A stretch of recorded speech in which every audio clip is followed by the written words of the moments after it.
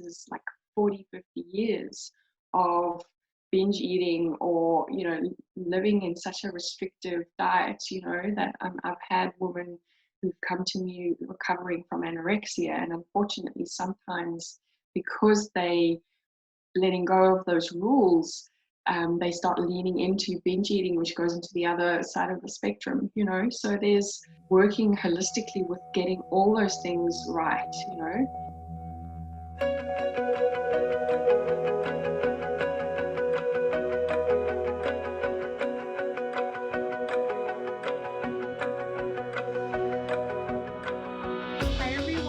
Welcome to another episode of Carpe Diem Living with your host, myself, Shane Gitmed.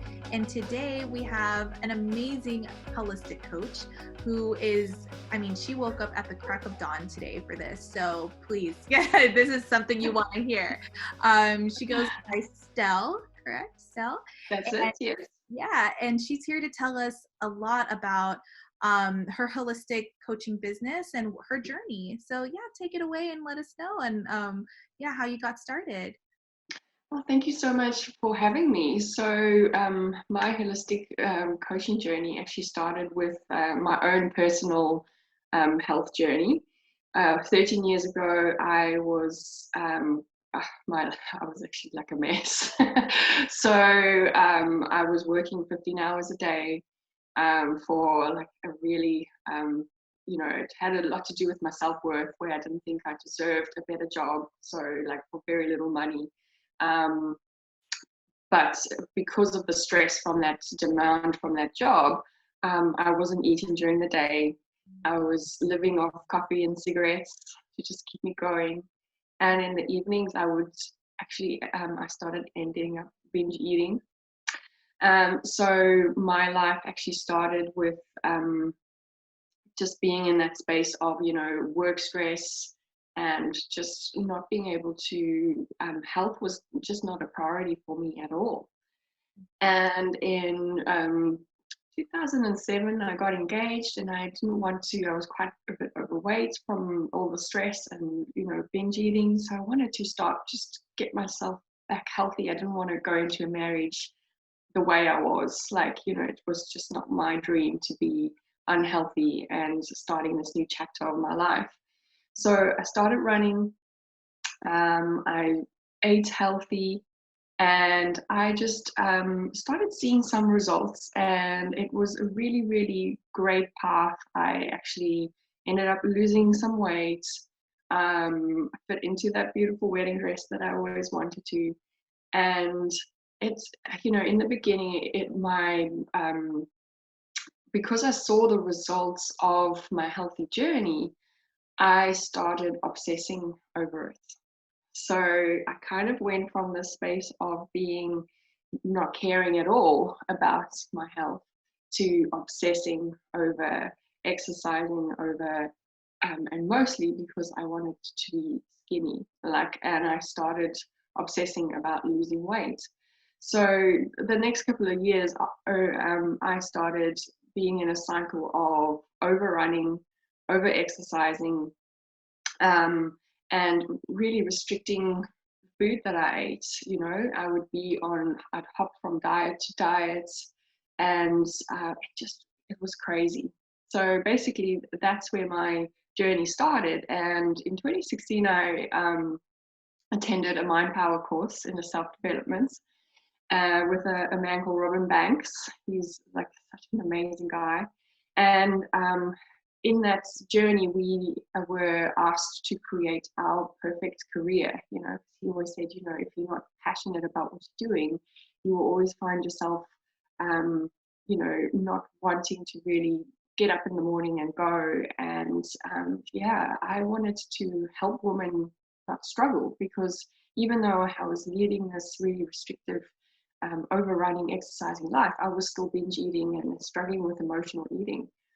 And so from that perspective, I wanted to help women, or women in particular, not struggle like I did, not hop from diet to diet, and not, be in the space where they feel they need to run every day because they've binged.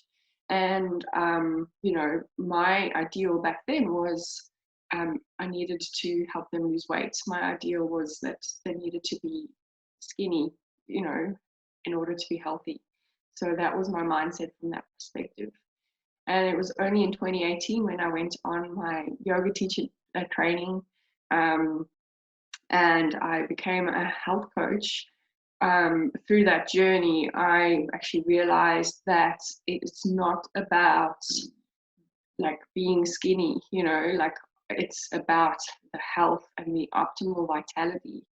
And sometimes our pursuit of being skinny or healthy, I say that in inverted commas because nowadays society says that, you have to be a certain size to be healthy, um, is unfortunately not the right way because it triggers loads of disordered patterns of disordered eating, such as, like our, and most people know the common ones like anorexia or bulimia, but binge eating disorder is growing in such a big expansive number.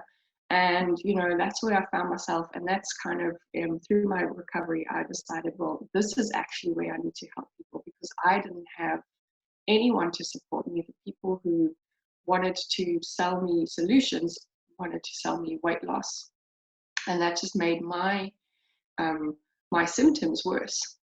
So that's in a nutshell how I got here. Yeah, see that, and that's one thing I've noticed a lot with holistic journeys is it's a lot of trial and error, right? We're all just, no matter how long it takes, we're all just trying to gather information, apply it to our life. It doesn't work. Okay, try the next thing. And you're so right. When it comes to what healthy looks like, especially for women, it comes down to the size. It comes down to, BMI. It comes down to, and then that starts having you compare to other people, right? And it's almost like a very toxic mentality. Like we're all built so differently and we're all unique in our own way, and how could we all just put ourselves in a box? Like how can we all say everyone that is 5'4" needs to be this size or this weight? And it's just, it doesn't make any sense. And it reminds me of this graphic I saw recently, and it was about, I think, 6 women, and they're all different shapes and sizes, right? But they all weighed the same. Yes. And there's so much power in that. It's like exactly what it proves, that you don't have to look a certain way to be healthy. Like healthy looks different for all of us. And I love that as a society, we've gotten a lot better when it comes to that, where it's not about the vanity. It's not about, what size of, shirt you wear. Even myself, I struggled with that growing up, where I thought I had to be a size small forever. Like if I wasn't a small, I was like, oh, I got to go on some crazy diet, or I have to do a ton of cardio. And it's really mentally taxing to think that way. I had a guest the other day who, they were vegan coaches, and they were talking about how counting calories and everything, it can be very draining to do, especially when you're trying to find a diet that works for you. And I think a lot of it too is just deconditioning what we're taught, through media, through school even. Like sometimes you're like, wait, that doesn't even make sense to what the body really needs, right? Absolutely, and it's so true about us having to track things. Like at a point, I was tracking a Weight Watchers app, plus MyFitnessPal, plus the calories I was running on my watch, plus I would put it in another health app. So I was tracking, and obsessing about calories, and I was never really focusing on how I felt. And even though I was healthy, and I say that again in inverted commas because I fitted the doctors or the recommended size for my age and my height, I still struggled with constant migraines. I still struggled with constant structural issues in my neck and shoulders. I was sick all the time. So for me, it's now about not tracking, and it was also, tracking your food, just obsessing about eating clean and being pure, and all that actually creates even more stress in the body, like it's So true. So true. And I was the same as you. I wore a Fitbit because I want to track, my calories, my water. Okay, I can understand. But look, the calories is the biggest culprit, is because I mean, all that tracking, like that's another job in itself, and like you said, it causes more stress. And that's a great point that you brought up, is that even though you were doing all the right things, technically, you still didn't feel good. You still had symptoms come about. You still had, like you said, migraines.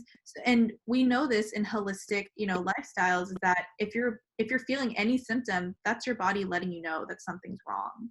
And so after you figured out, like, okay, like this isn't working for me as far as counting calories, so how did you change, I guess, your approach when it came to your journey? Like, did you change your diet completely, or what were some best practices that worked for you? Absolutely. I had to actually let go of all the rules I've put around food. So I had to move more into an intuitive space and really ignore everything that everyone was saying. Because my tendency was looking for a new diet or looking for a cleanse to make me feel better. And yeah, I really just had to tune into how food made me feel, instead of um, how many calories is in this plate, or and that kind of thing.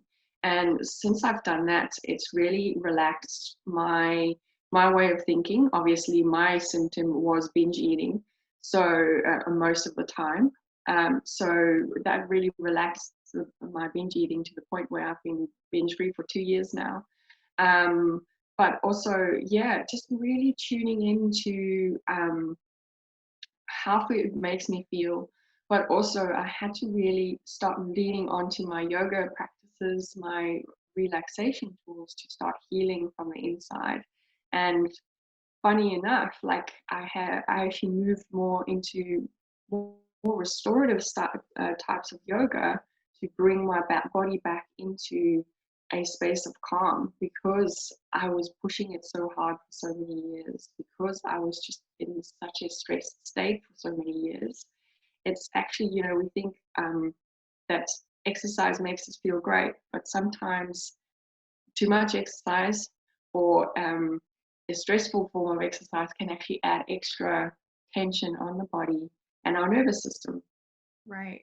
It's so true, because I remember for me, when I was still figuring all this out, right? Especially when you're younger, you want to look as thin as possible, and that's like the goal. Like it's like once you fit a certain size, you're like, okay, I'm done. Like I've reached what I was trying to accomplish.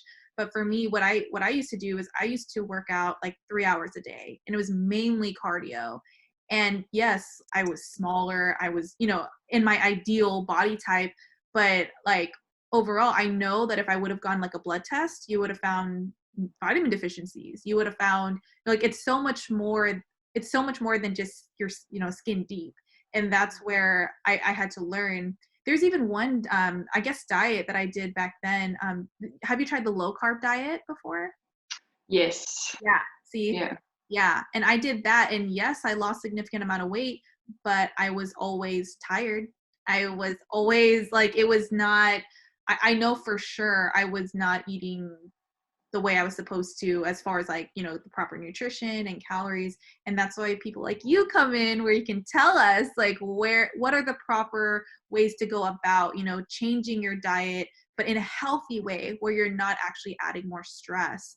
So as a holistic health coach, so the services you offer to your clients, of course, you have their consultations and you teach them about nutrition. What other services do you offer in that space?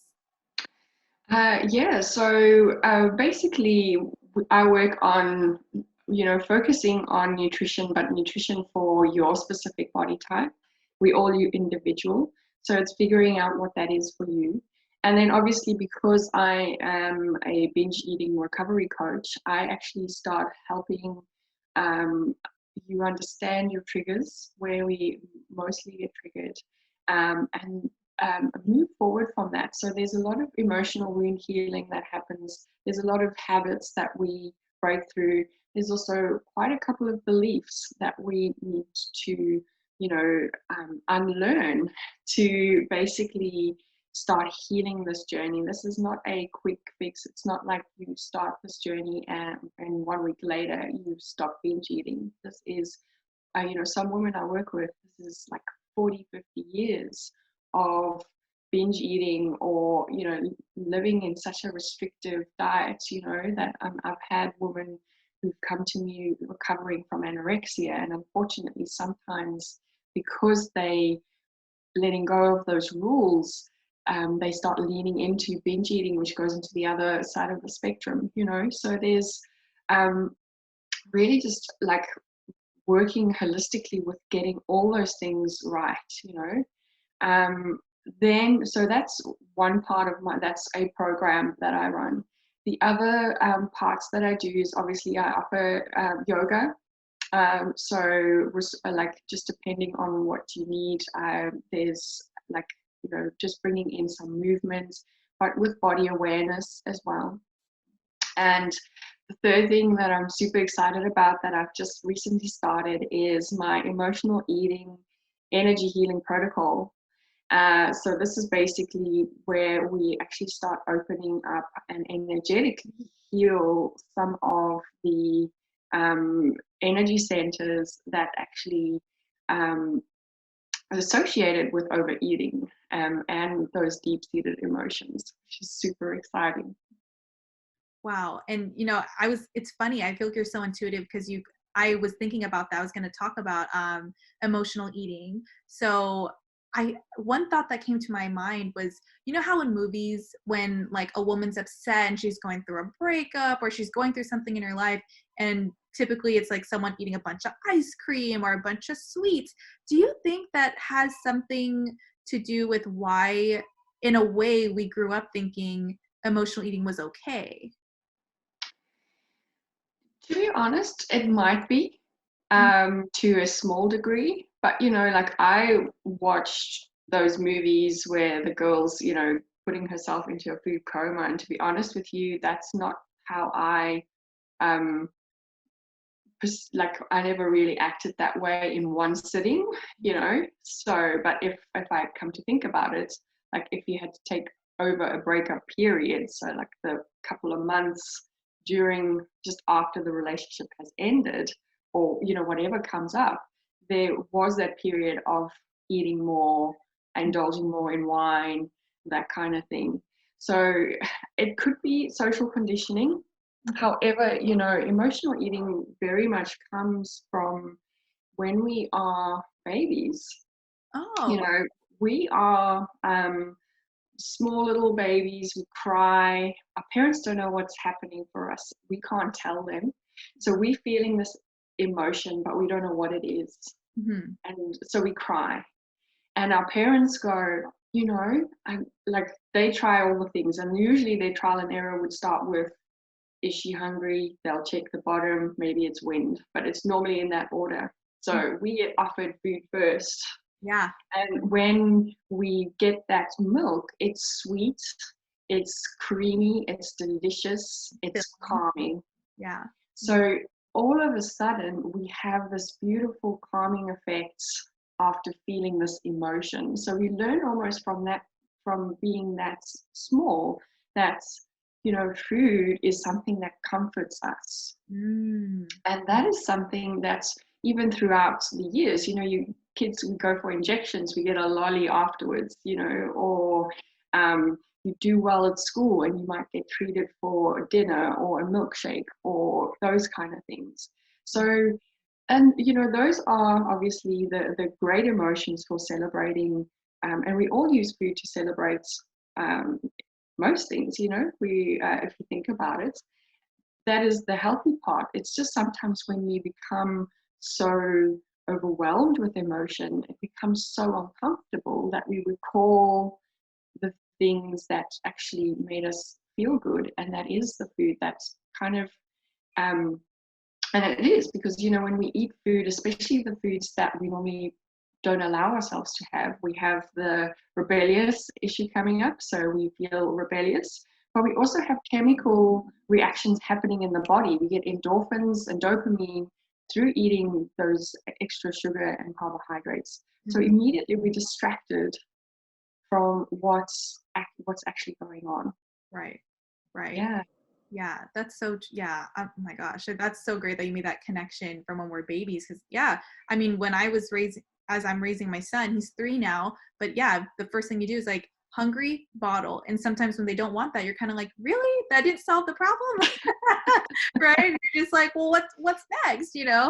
So yeah, because for me, I'm definitely guilty. I mean, I've never went overboard when it came to emotional eating, but yeah, because I think it's also like, if it's, I guess, not just your favorite food, but if, say, like that favorite food of yours was something you always ate during a time of celebratory times, or that's why there's certain foods of mine that I'm like, yep, if I want to be in a good mood, I'll eat this and I know I'll be good. Like, but I know it's like in moderation, as long as you don't overdo it and things like that.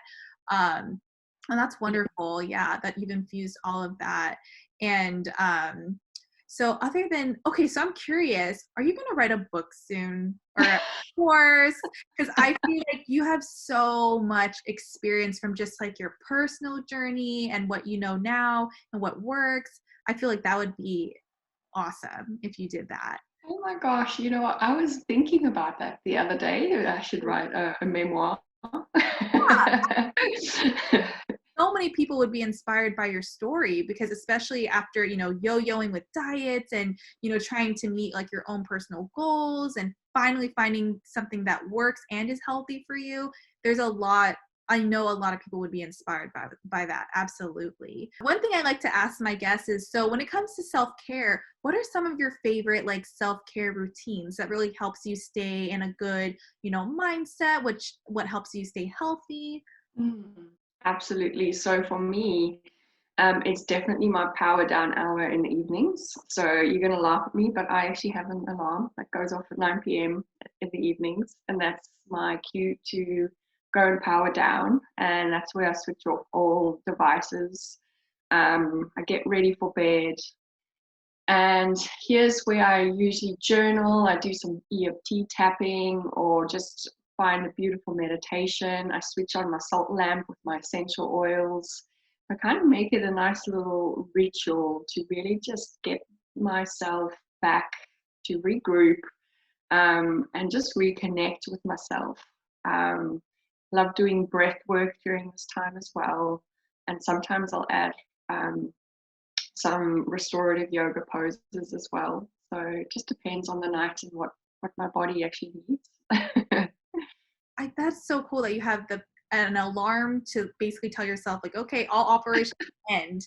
Because it's usually right? We usually set alarms to wake up, to remind ourselves to do, I don't know, like a chore. But that's great that it's a reminder to you to say, hey, it's the end of the day. Let's now like collect ourselves and wind down. Because what I've noticed even with myself is if I don't do like, power down type of activities before bed, after I've gone ready for bed, I'm laying down, I'm still wide awake, right? You're still kind of like in the mode of like, oh my gosh, did I forget to do something? Or what's on my list tomorrow? It's kind of like your mind is still racing. So I think having that power down routine really does help you calm the body down, and you sleep a lot better, right? Like your sleep is be really good. Better. Yeah. Yeah.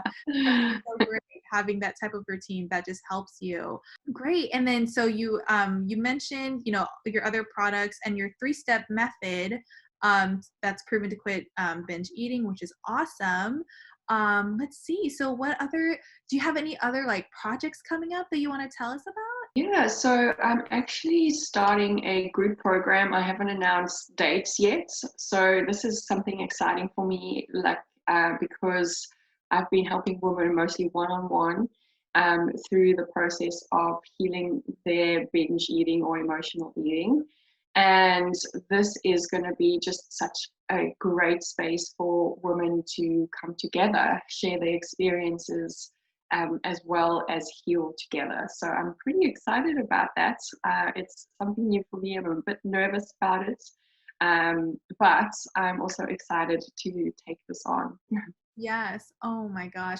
And I know before we started our recording here, I mentioned that you should really encourage you to do a podcast. So anyone who's listening, Stell may be having a podcast coming up sometime this year. I gave her, a little nudge that this is something that would be really, really rewarding, definitely rewarding work to do.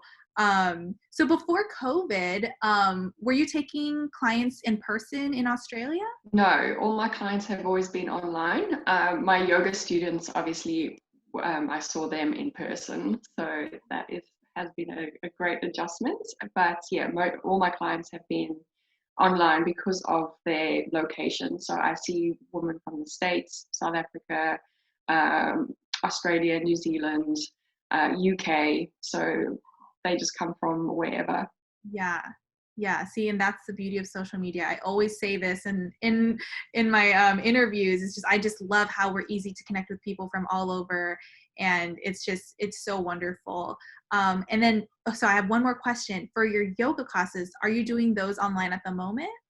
Yes, yes. So Zoom has been my savior for that. So it works pretty well, you know, and it still allows people to still have that time where they just dedicate to themselves. You know, yoga is not always about getting that handstand right or, pretzeling yourself into a pose. It's really dedicating some time to getting to know your body, getting to know your thought patterns, your mind, and or sometimes just connecting with that breath. Sometimes we haven't breathed properly the whole day, and that's just so great for women to come and just spend that hour on the mat.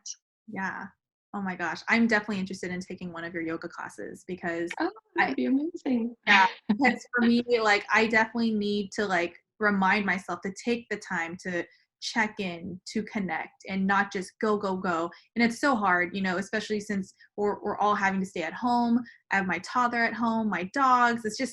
It can be a circus some days, but we do our best. But yeah, I think, doing a remote yoga class, that would be amazing. So yeah, tell our listeners on where they can find you on social media other than your website. Okay, yes. So you can find me at Wholesome Lifestyle Project on Instagram as well as my Facebook page. I also have a community of women which I support through binge eating or emotional eating. And the Facebook group is called Food Freedom for Binge and Emotional Eaters. So you're welcome to just type that into the search bar on Facebook, and my group will come up. Yeah, other than that, you mentioned my website, so that's where you can see more about how you can work with me. Got a couple of online courses, but also my energy healing modality is on there, as well as working with me one-on-one. Perfect. And I know, like I said, you're a wealth of knowledge. So we really have to get people knowing about your services and your business. But yes, and then as always, Stell will be in our Podcast Insiders group where you can connect with her directly. And all of her links will be in the description below. And yes, thank you all so much for listening. I hope you had a blast listening to this episode, and we will see you guys next time. Thank you so much. Thanks for having me. For sure.